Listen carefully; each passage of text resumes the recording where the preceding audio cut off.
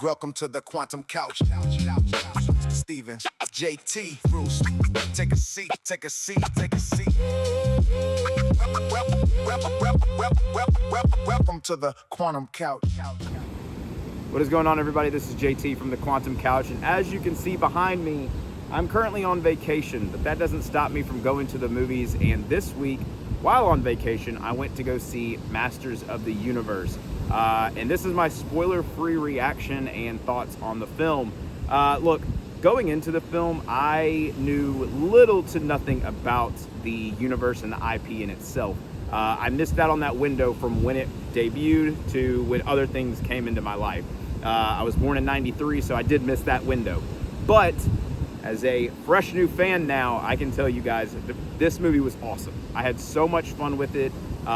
It is 2 hours and 20 minutes, and you do feel that runtime at times.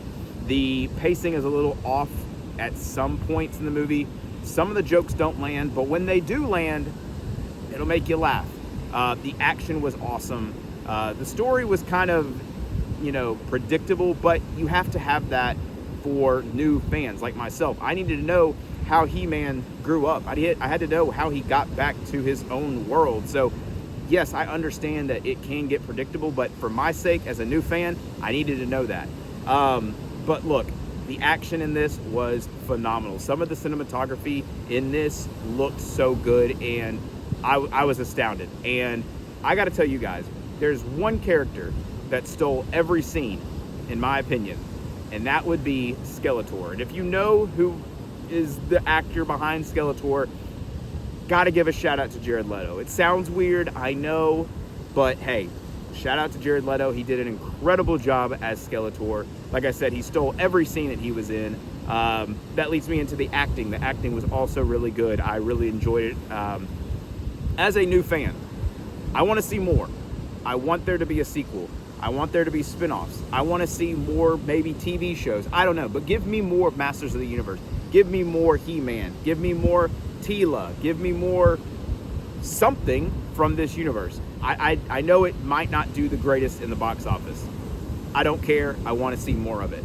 And if you are deciding to go see this movie, stay for the post-credit scenes. There are 3 of them.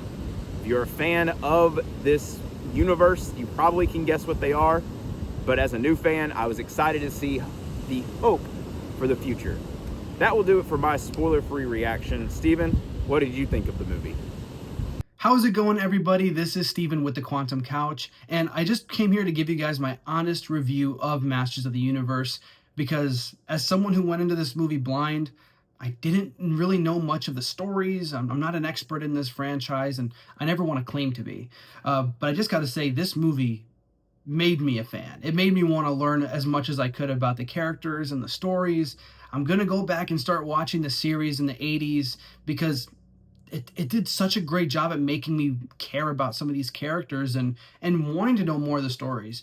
I think the one thing that I want to take away from it is how fun it was and how goofy it was at times. I liked that the movie doesn't take itself too seriously, and it made fun of itself a few times. And I think that's fun. I think when movies can do that and they can kind of, poke at themselves, I think it shows that they are vulnerable, but they're believing in what they are. And I think that's a great thing. I think the humor was just top notch. I belly laughed a bunch throughout this movie.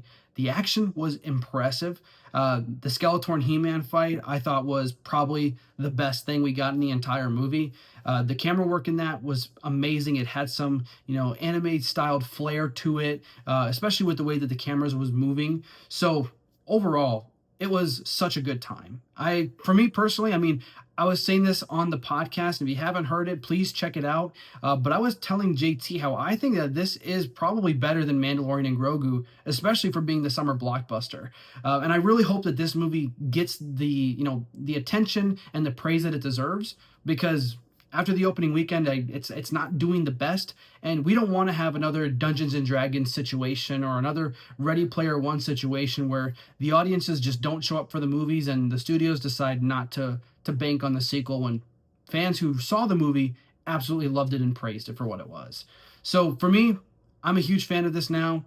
I'm definitely going to start jumping in, learning as much as I can, and we'll see where that goes.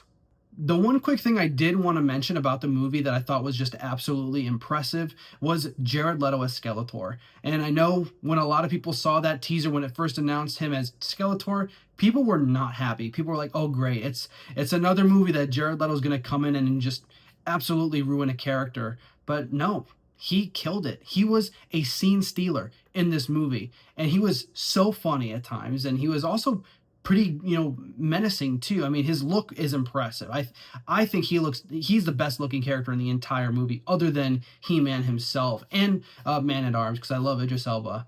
But when it comes down to just the way his character was and his motives, it was goofy and it was fun, but at the same time, it made sense for his character. So props to Jared Leto. I thought the laugh was incredible. His voice, they honestly, they do a good job at almost making you forget that it's Jared Leto who's playing the role.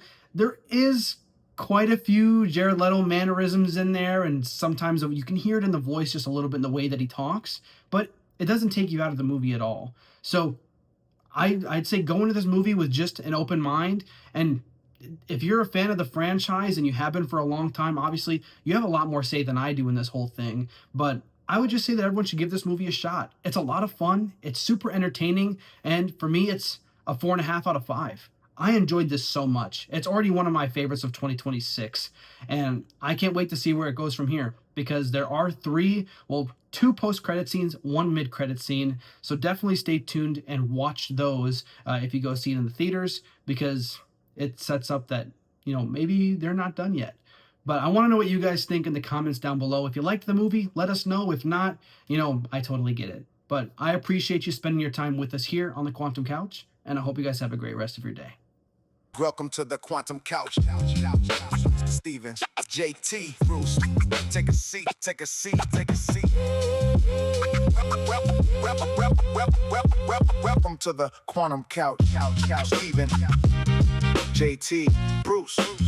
Take a seat, take a seat.